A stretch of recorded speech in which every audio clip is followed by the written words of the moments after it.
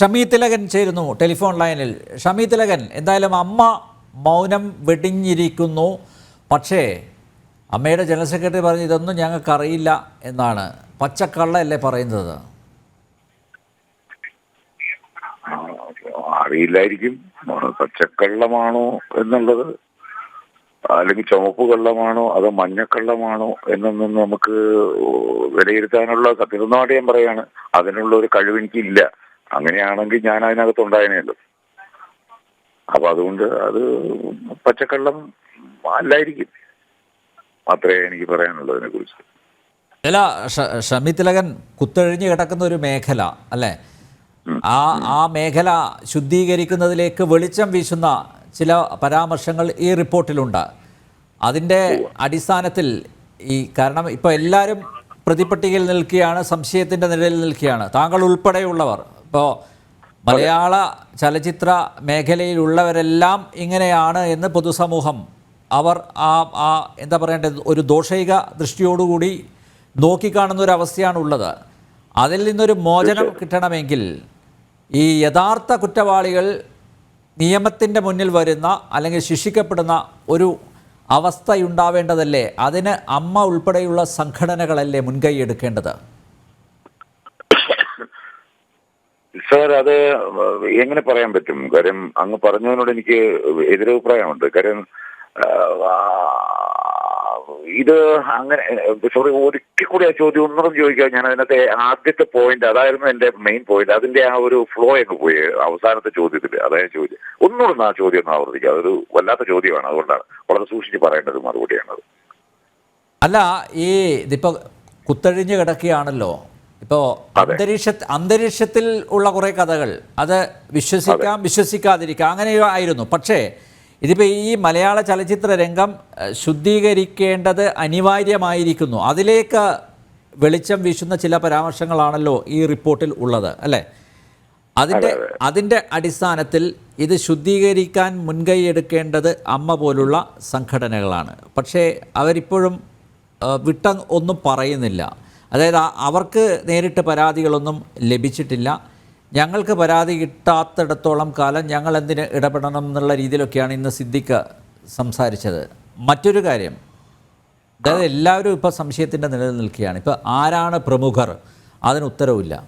പാതിരാത്രി നട്ടപ്പാതിരയ്ക്ക് കതകിൽ മുട്ടുന്നവൻ അല്ലെങ്കിൽ കതക് ചവിട്ടിപ്പൊളിക്കുന്നവൻ ആണ് പ്രമുഖൻ, അങ്ങനെയാണല്ലോ ഇപ്പോൾ പുതിയ ഡെഫിനിഷൻ. അപ്പോൾ ആരൊക്കെയാണ് ഈ കതക് ചവിട്ടിപ്പൊളിച്ച് കയറിയത്? ചില പേരുകളൊക്കെ ഇപ്പോൾ പുറത്തു വരുന്നുണ്ട് കേട്ടോ, ആശ്വാസകരമാണ്. പക്ഷേ എല്ലാവരും, താങ്കൾ ഉൾപ്പെടെയുള്ളവർ സംശയിക്കപ്പെടും നാളെ, അല്ലേ? പൊതുസമൂഹത്തിന് മുമ്പിൽ നിങ്ങൾ തുണി അഴിഞ്ഞു കിടക്കുകയാണ്. ആ ഒരു അവസ്ഥയിലാണല്ലോ ഇപ്പോൾ ഉള്ളത്. അപ്പോൾ അതിനൊരു മാറ്റമുണ്ടാവണമെങ്കിൽ, പൊതുസമൂഹത്തിൻ്റെ ബോധ്യം മാറ്റിയെടുക്കണമെങ്കിൽ, അല്ലേ, യഥാർത്ഥ കുറ്റവാളികൾ ശിക്ഷിക്കപ്പെടേണ്ടതല്ലേ? അതുകൊണ്ട് അനന്തര നടപടികളിലേക്ക് അമ്മ കടക്കണം. അതോടൊപ്പം സർക്കാരും കൃത്യമായിട്ടുള്ള നടപടികൾ കൈക്കൊള്ളേണ്ട സമയം അതിക്രമിച്ചില്ല. ഇപ്പം നോക്കൂ, 5 വർഷമാകാൻ പോകുന്നു. കോൾഡ് സ്റ്റോറേജിലായിരുന്നു ഈ റിപ്പോർട്ട്. ഇനിയെങ്കിലും നടപടി സ്വീകരിച്ചില്ലെങ്കിൽ പിന്നെ എന്തിനാണ് ഇങ്ങനെ ഒരു കമ്മിറ്റിയെ നിയോഗിച്ചത്? അതെ സാർ, ചോദിച്ചതിലെ പ്രസക്തമായ ചോദ്യം എന്ന് പറയുന്നത് ഇതിന്റെ ഒരു അനന്തര നടപടി ആര് കൈക്കൊള്ളണമെന്നുള്ള ഒരു ചോദ്യത്തിന് അതിനകത്ത് പ്രസക്തിയുണ്ട്. പിന്നെ മറ്റൊന്നെന്ന് പറഞ്ഞ ശുദ്ധീകരണം, അപ്പൊ അതില് ഇപ്പൊ എന്നെ സംബന്ധിച്ചിടത്തോളം എനിക്ക് ആദ്യം അത് പറയാൻ ഉദ്ദേശിക്കുന്നതിന്റെ ഇപ്പൊ ഈ റിപ്പോർട്ടിന്റെ അനന്തര നടപടി ആര് കൈക്കൊള്ളും എന്നുള്ളതിന്റെ ഒന്ന് പറഞ്ഞിട്ട് മറ്റതിലേക്ക് വരാം.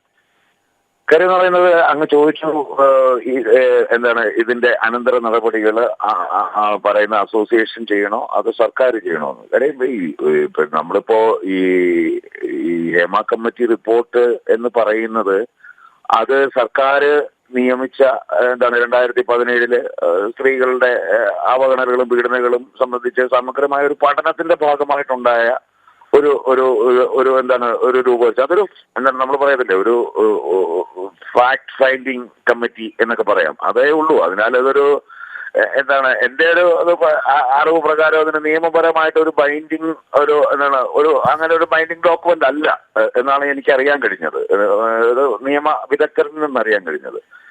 പക്ഷേ അതിനകത്ത് ഏറ്റവും വലിയ വിഷയം എന്ന് പറയുന്നത് ഈ റിപ്പോർട്ട് സിനിമാ രംഗത്ത് സ്ത്രീകൾ നേരിടുന്ന പീഡനങ്ങളും അവഗണനകളും പരിഹരിക്കുന്നതിനുള്ള നിർദ്ദേശങ്ങളും ഒക്കെ ഉൾക്കൊള്ളായതുകൊണ്ട് അത് എന്താണ് സമൂഹപരമായിട്ടും ഈ പറയുന്ന പോലെ സാംസ്കാരികമായിട്ടും ഒക്കെ വളരെ പ്രധാനമായിട്ടുള്ള ഒരു കാര്യമാണ്. അപ്പോ തീർച്ചയായിട്ടും അത് ഈ പറയുന്ന പോലെ നിയമപരമായിട്ട് ബൈൻഡിങ് ഇല്ലെങ്കിലും ഇത് സർക്കാർക്ക് അത് നിർദ്ദേശങ്ങളുടെ അടിസ്ഥാനത്തിൽ അത് രൂപപ്പെടുത്തിയ അങ്ങനെ ഒരു റിപ്പോർട്ട് ആയതുകൊണ്ട് ഇതിനെ അടിസ്ഥാനമാക്കിയിട്ട് നിയമപരമായ നടപടികൾ സ്വീകരിക്കപ്പെടണമെങ്കിൽ അത് സർക്കാരോ നിയമ സംവിധാനമോ ആണ് സ്വീകരിക്കേണ്ടത്, അല്ലാതെ ഒരു അസോസിയേഷൻ അല്ല എന്നാണ് എനിക്കറിയാൻ പറ്റിയിട്ടുള്ളത്. കാര്യം ഇത് സംബന്ധിച്ച് പല കോടതി വിധികൾ ഉണ്ടായിട്ടുണ്ട്. ഹേമ കമ്മിറ്റിയെ കുറിച്ചിട്ടല്ല, ഈ സ്ത്രീകളുടെ ഈ പറയുന്ന മുകളിൽ നമ്മൾ പറഞ്ഞ ആ ഒരു വിഷയമായിട്ട് സംബന്ധിച്ചിട്ടുള്ള സുപ്രീം കോടതി വിധികൾ പോലും പലരും ഉണ്ടായിട്ടുള്ളതാണ്. അപ്പൊ തീർച്ചയായിട്ടും അത് സർക്കാർ അതിന് ബാധ്യസ്ഥനാണ്. ഇപ്പോ കഴിഞ്ഞ ദിവസം ഏതോ ഒരു ചാനലില് പറയുന്നത് കേട്ടു, FIR ഇടാനായിട്ട് മടി കാണിച്ചത് പോലും തെറ്റാണ് എന്നുള്ള കാര്യത്തില്. അതുപോലെ തന്നെ ഇതിനകത്ത് രേഖകൾ പലതും എന്താണ് ഒളിച്ചു വെച്ചിട്ട് വിവരാവകാശ കമ്മീഷൻ പറഞ്ഞ രേഖകൾ പോലും പലതും തരാതെ മറച്ചു വെച്ചിട്ടൊക്കെയാണ് പല ഖണ്ഡികകളും അങ്ങനെ ഡിലീറ്റ് ചെയ്തിട്ടൊക്കെയാണ് തന്നിരിക്കുന്നതെന്ന് പറയുന്നു. അപ്പൊ അതിന്റെ അർത്ഥം സർക്കാരിന് അതിന് വലിയ താല്പര്യമില്ല എന്നാണ് എനിക്ക്. അല്ല, അത് പ്രമുഖരെ, ഈ സോക്കോൾഡ് പ്രമുഖരെ സംരക്ഷിക്കാൻ തന്നെയല്ലേ? അല്ലാതെ സർക്കാർ എന്തിനാ ഈ ഖണ്ഡികകൾ ഒഴിവാക്കിയത്? എന്തിനാ സർക്കാർ എന്തിനാ ഇത്രയും കാലം ഇത് കോൾഡ് സ്റ്റോറേജിൽ വെച്ചത്, ഫ്രീസറിൽ വെച്ചത്? അപ്പോൾ ചില പ്രമുഖരെ രക്ഷിക്കാൻ വേണ്ടി തന്നെയല്ലേ? സാർ, അത് സർക്കാർ തന്നെ മറുപടി പറയാനാണ് വേണ്ടത്. അല്ലെങ്കിൽ അതിന് കാര്യം അത് എന്താണ് അതിന്റെ പിന്നിലത്തെ ഒരു ചേതോവികാരം എന്ന് പറയാനായിട്ട് ഞാൻ അശക്തനാണ്. കാര്യം എന്ന് കഴിഞ്ഞാൽ സർക്കാർ എന്ന് പറയുമ്പോൾ നമ്മള് എന്താണ് മന്ത്രിമാരെയോ അല്ലെങ്കിൽ MLA മാരെയോ അവരെയൊന്നും ഇതിനകത്തേക്ക് വലിച്ചടിച്ചുകൊണ്ട് വലിയ കാര്യമില്ല. കാര്യം അവര് CS ആണെന്ന് ആലോചിക്കുക. നമ്മൾ ഇതിനകത്ത് ഉദ്യോഗസ്ഥരുടെ എന്താണ് പിടിപ്പുകേട് അല്ലെങ്കിൽ കഴിവുകേട് അല്ലെങ്കിൽ അവർ കാണിക്കുന്ന അലംഭാവം അല്ലെങ്കിൽ അവരുടെ കൃത്യവിലോപം ഇതെന്നൊക്കെ പറയാവുന്ന ഒരു വിഷയം തന്നെയാണ് ഇത്. ഇപ്പോ എന്താണ് ഇപ്പൊ ഈ വലിയ വലിയ വിഷയങ്ങൾ ഇങ്ങനെ നടന്നുകൊണ്ടിരിക്കുന്നതിന്റെ മറവില് ഹൈക്കോടതിയിൽ പോലും അതുപോലെയുള്ള പല പല തെറ്റിദ്ധരിപ്പിക്കലുകൾ അങ്ങനെ നടത്തി കോടതികളെ പോലും പറ്റിച്ചുകൊണ്ടിരിക്കുകയാണ് ഇവിടുത്തെ ഈ സർക്കാരിന്റെ കുറെ ഉദ്യോഗസ്ഥന്മാരെന്ന് പറയുന്നത്. സത്യം പറഞ്ഞാൽ ഞാൻ അതിന് സർക്കാരിനെ അല്ല കുറ്റം പറയുന്നത്. സർക്കാർ അവര് എന്താണ് അവർക്ക് കൊടുക്കുന്ന റിപ്പോർട്ട് അതങ്ങനെയാണോ, ഇതിങ്ങനെയാണ്, എന്താണ് അതിനകത്ത് വല്ല വിധിയുണ്ടോ എന്ന് ചോദിക്കുക പോലും ചെയ്യാനായിട്ടുള്ള വിവരം ഉള്ളവരാണെന്ന് എനിക്ക് തോന്നുന്നില്ല പലരും.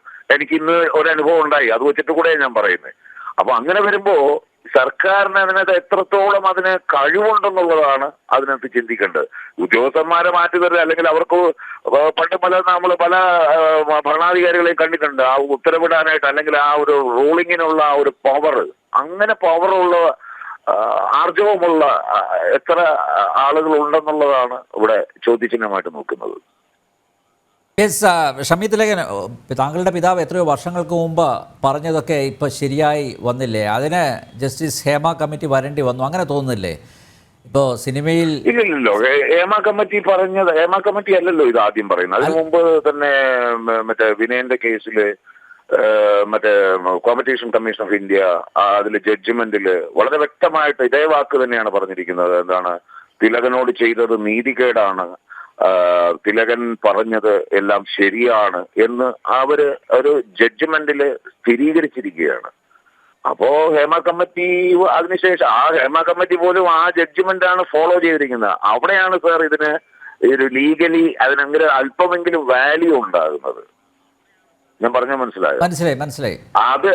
അതും ഇതുമായിട്ട് കൂട്ടി വായിക്കുമ്പോൾ മാത്രമേ ഉള്ളൂ. അല്ലെന്നുണ്ടെങ്കിൽ വെറും ഒരു ടോയ്ലറ്റ് പേപ്പറിന്റെ തുല്യമായിട്ടേ ഞാൻ ആ റിപ്പോർട്ടിനെ കാണുന്നുള്ളൂ നിയമപരമായിട്ട് നോക്കുമ്പോൾ. അല്ലാതെ അതിനകത്ത് അവർ പറഞ്ഞിരിക്കുന്ന കാര്യങ്ങള് അല്ലെങ്കിൽ സ്ത്രീകളുടെ പ്രശ്നം അതിനെയൊന്നും ഞാൻ കുറച്ച് കാണുകയല്ല, അതിനെ ഞാൻ ആ രീതിയിൽ തന്നെ സീരിയസ് ആയിട്ട് തന്നെ കണ്ടു പറയുകയാണ്. അതും കൂടെ കൂട്ടി വായിക്കുമ്പോൾ മാത്രമാണ് ഇതിന് ഒരു വിലയുണ്ടാകുക. അല്ലെങ്കിൽ അങ്ങ് ഏതെങ്കിലും ഒരു നിയമം അറിയാവുന്ന ആരോടെങ്കിലും ചോദിച്ചു നോക്കൂ, ഞാൻ ഈ പറഞ്ഞതിൽ എന്തെങ്കിലും തെറ്റുണ്ടോന്ന്. ഇതിലൊക്കെ ഒറ്റ കാര്യം കൂടി, ഇപ്പോ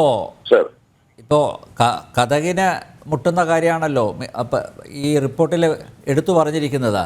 ഇപ്പോൾ കഥകിൽ മുട്ടിയ കൂട്ടത്തിൽ ഒരാളെ ഇപ്പോൾ പിടിച്ചിരിക്കുകയാണ് കേട്ടോ. ഒരാളുടെ പേര് ഇപ്പോൾ പുറത്തു വന്നിട്ടുണ്ട്. ഇപ്പോൾ ചലച്ചിത്ര അക്കാദമിയുടെ അധ്യക്ഷ സ്ഥാനത്തിരിക്കുന്ന ആളാണ് കഥകിനെ മുട്ടിയത് എന്ന് ഒരു ബംഗാളി നടിയാണിപ്പോൾ വെളിപ്പെടുത്തിയിരിക്കുന്നത്. നോക്കൂ, നേരത്തെ അക്കാദമി അധ്യക്ഷ സ്ഥാനത്തിരുന്ന ആൾ, അദ്ദേഹത്തിന് എതിരെയും ഗുരുതരമായിട്ടുള്ള ഒരു ആരോപണം ഉയർന്നിരുന്നു. അതുമായി ബന്ധപ്പെട്ട് ഞങ്ങൾ വാർത്ത കൊടുത്തിരുന്നു. ഞാൻ തന്നെയാണ് അദ്ദേഹത്തോട് ഫോണിൽ ചോദിച്ചത്. അപ്പോൾ അദ്ദേഹം പറഞ്ഞു അതൊക്കെ നേരത്തെ സെറ്റിൽ ചെയ്ത കാര്യമാണല്ലോ എന്നുള്ളത്. ഞാൻ ചെയ്തില്ല എന്ന് അദ്ദേഹം പറഞ്ഞില്ല, സെറ്റിൽ ചെയ്തല്ലോ എന്നാണ് പറഞ്ഞത്. നോക്കൂ, ഇങ്ങനെയുള്ളവരാണ് അക്കാദമികളെ നയിക്കുന്നത്. നോക്കൂ, തല ഇതാണ്. അങ്ങനെയാണെങ്കിൽ താഴെ കിടക്കുന്നവരുടെ വാലിൻ്റെയൊക്കെ അവസ്ഥ എന്തായിരിക്കും? തല ഇങ്ങനെയാണ് പെരുമാറുന്നത്. അപ്പോൾ താഴെയുള്ളവരെങ്ങനെയായിരിക്കും പെരുമാറുക? എന്താണ് ഞങ്ങൾ പ്രതീക്ഷിക്കേണ്ടത്? ഓക്കെ, അങ്ങ് പറഞ്ഞത് എനിക്ക് മനസ്സിലായി. പക്ഷെ അവിടെ അങ്ങ് ചോദിച്ചൊരു ചോദ്യത്തിന്റെ ആദ്യത്തെ സംഭവം അതൊരു വിഷയമാണ്. ഞാൻ അത് ഇതുമായിട്ട് ബൈൻഡ് ചെയ്ത് പറഞ്ഞത് കൊണ്ട് ഞാൻ ചോദിക്കുകയാണ്. അതായത് ഈ പറയുന്ന 15 എന്ന് പറയുന്ന പവർ, അതിൽ പെടുന്ന ഒരാളെയാണോ അങ്ങ് ഉദ്ദേശിച്ചത്, അതോ മറ്റെന്തെങ്കിലുമാണോ? അതായത് ഈ കഥകിൽ മുട്ടുന്ന ആള് എന്നുള്ളതാണ്. ഈ 15 പേരിൽ ചലച്ചിത്ര അക്കാദമി ചെയർമാൻ രഞ്ജിത്തിനെ ആണ് ഇപ്പോ കഥകിൽ മുട്ടിയ സംഭവം മനസ്സിലായി. ഞാൻ ചോദിക്കുന്നത് എന്താന്ന് പറഞ്ഞാൽ, ഈ 15 പേരെന്ന് പറയുന്ന ഒരു പവർ കമ്മിറ്റി എന്താണ് പറയുന്നത്? അതെ, പവർ ഗ്രൂപ്പ് അതിൽ ഉൾപ്പെടുന്ന ഒരാളാണോ ഈ കഥകിൽ മുട്ടുന്ന ആൾ എന്നാണോ അങ്ങ് ഉദ്ദേശിച്ചതെന്നുള്ളത് എനിക്കൊരു വ്യക്തത തരണം. അതോ ഈ കഥകിൽ മുട്ടുന്ന ഏതെങ്കിലും ആൾക്കാരിൽ ഒരാളാണോ എന്നുള്ളതാണ്, അതാണ് ചോദ്യം. അല്ല, ഈ പവർ ഗ്രൂപ്പ്, ഈ 15 പേരുണ്ടല്ലോ, അത് പല പല പേരുകളാണ് കേൾക്കുന്നത്. അതിലൊരു വ്യക്തത ഇതുവരെ വരുത്താൻ സാധിച്ചിട്ടില്ല. ആ വ്യക്തത ഇല്ലായ്മയാണ് എന്റെയും പ്രശ്നം. ചലച്ചിത്ര മേഖലയിലുള്ളവരാണ് വ്യക്തത വരുത്തേണ്ടത്. അതിൽ എക്സ്ക്യൂസ് മീ സർ, ഈ കഥകിൽ മുട്ടുന്ന കുറെ ആൾക്കാർ വേറെ ഉണ്ട്, അതോ ഈ പവർ കമ്മിറ്റിയിലുള്ളവർ കുറെ ആൾക്കാർ 15 പേര് എന്നാണോ? എനിക്ക് റിപ്പോർട്ടിൽ എന്താണ് അതിനകത്ത് കൃത്യമായിട്ട് പറഞ്ഞിരിക്കുന്നതെന്നൊരു സംശയമുണ്ട്. അതുകൊണ്ടാണ് ഞാൻ ചോദിക്കുന്നത്. കാര്യം അങ്ങനെയാണെങ്കിൽ വേറെയും വന്നിട്ടുണ്ട്. ഈ പവർ ടീമിലുള്ള ആൾക്കാരെ കുറിച്ച് ആണോ എന്നുള്ളത് എനിക്ക് സംശയമുണ്ട്. കാര്യം കോമ്പറ്റീഷൻ കമ്മീഷൻ ഓഫ് ഇന്ത്യയിൽ പറയുന്നത്, അതിന്റെ ജഡ്ജ്മെന്റിന്റെ അവസാനം പറയുന്ന ഒരു വാചകമുണ്ട്. എന്താണ്, ഇവര് ഇതിനകത്ത് കുറ്റവാളികളായിട്ട് കമ്മീഷൻ കണ്ടിരിക്കുന്ന അത്രയും ആൾക്കാര് സംഘടനയിൽ അധീശത്വമുള്ളവർ എന്നാണ് പറയുന്നത്. സംഘടനകളിൽ അധീശത്വമുള്ളവൻ. അധീശത്വം എന്ന് പറഞ്ഞ വാക്കിന്റെ അർത്ഥം എന്താണ് സർ? പവർ എന്ന് പറയാമല്ലോ വേണമെങ്കിൽ, അല്ലേ? പിന്നെ 100%. അപ്പൊ അത് ജഡ്ജ്മെന്റ് ആണ്, ഇതുപോലുള്ള ഒരു റിപ്പോർട്ടല്ല. അപ്പൊ സംഘടനയിൽ അധീശത്വമുള്ള ഒരു വ്യക്തികൾ എന്ന് പറയുമ്പോൾ അതിനകത്ത് ഈ പറഞ്ഞ കുറച്ചധികം ആൾക്കാരുണ്ട്. അവരെ തന്നെയാണ് ഇവര് അത് ഫോളോ ചെയ്തുകൊണ്ട്, ആ ജഡ്ജ്മെന്റ് ഫോളോ ചെയ്തുകൊണ്ട് പവർ ടീം എന്ന് എഴുതിയിരിക്കുന്നത്. അപ്പൊ തീർച്ചയായിട്ടും ആ ജഡ്ജ്മെന്റ് അടിസ്ഥാനമാക്കിയാണ് ഹേമ കമ്മിറ്റി റിപ്പോർട്ട് ചെയ്തിരിക്കുന്നത്. ഇറ്റ്സ് ഓൺലി ഒരു ഫാക്ട് ചെക്കിംഗ് ഇത് മാത്രമാണെന്നാണല്ലോ നമ്മൾ പറയുന്നത്. കോടതി ചെയ്യണമെന്നാണ് സർക്കാരും പറഞ്ഞിട്ടുണ്ട്. ഫാക്ട് ചെക്കിംഗ് എന്ന് പറഞ്ഞാൽ അത് ഓൾറെഡി ഫാക്ട് ആണല്ലോ. ഏത് ഈ ഡൽഹി കോമ്പറ്റീഷൻ കമ്മിറ്റി എന്നുള്ളത് വിധിയാണ്, അത് ഫാക്ട് ആണ്. അപ്പൊ പിന്നെ ഫാക്ട് ചെക്ക് അത് അവർക്ക് ധൈര്യമായിട്ട് ഇതിനകത്ത് എഴുതാമെന്നുള്ളത്, അതുകൊണ്ടാണ് അവർ അതിനകത്ത് നോട്ട് ചെയ്തിരിക്കുന്നത്. ദാറ്റ് മീൻസ് അതില് ആൾക്കാരുടെ കഥകിൽ മുട്ട് നേരത്തെ കുറച്ച് 2-3 ദിവസം മുമ്പേ അതിലൊരാളുടെ കഥക് മുട്ടിനെ കുറിച്ച് പറയുന്നുണ്ട്. അതങ്ങ് ശ്രദ്ധിച്ചോന്ന് എനിക്കറിയില്ല. അതുകൊണ്ടാണ് ഞാൻ ഇതിനെക്കുറിച്ച്, അത് ഇദ്ദേഹം അതിനകത്തുള്ളതാണോ എന്നുള്ളത് നമുക്ക് ഉറപ്പില്ല. അപ്പൊ അതുകൊണ്ട് കഥകൾ മുട്ടുന്ന ഗ്രൂപ്പ് വേറെയാണോ, ഈ പറയുന്ന പവർ ഗ്രൂപ്പ് എന്ന് പറയുന്നത് വേറെയാണോ എന്നുള്ളത് ഒരു ക്ലാരിഫിക്കേഷൻ അങ്ങ് ആ റിപ്പോർട്ടിനകത്തൊന്ന് വരുത്തണം എന്നാണ് എൻ്റെ അഭിപ്രായം. ഓക്കെ, ഷമി തിലകൻ, എന്തായാലും ഈ EGN തൊഴുത്ത് ശുദ്ധീകരിക്കപ്പെടുമോ? എന്താണ് താങ്കളുടെ പ്രതീക്ഷ? എന്തെങ്കിലും ചലനം ഉണ്ടാക്കാൻ പറ്റുമോ? സർക്കാർ അതിന് മുൻകൈ എടുക്കുമോ? കുറ്റവാളികൾ ശിക്ഷിക്കപ്പെടുമോ? ശിക്ഷിക്കപ്പെടേണ്ട അറ്റ്ലീസ്റ്റ് നിയമത്തിന് മുമ്പിലെങ്കിലും അവരെ കൊണ്ടുവരാൻ പറ്റുമോ?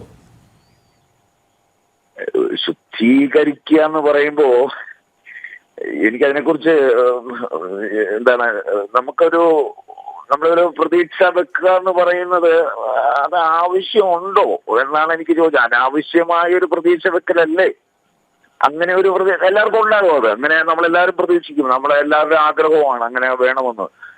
എനിക്കത് പ്രതീക്ഷിക്കാനും മാത്രമുള്ള ഒരു ആർജവം ഇതുവരെ ആർജിക്കാൻ പറ്റിയിട്ടില്ല. അതുകൊണ്ട് എനിക്കത് പ്രതീക്ഷ ഇല്ല.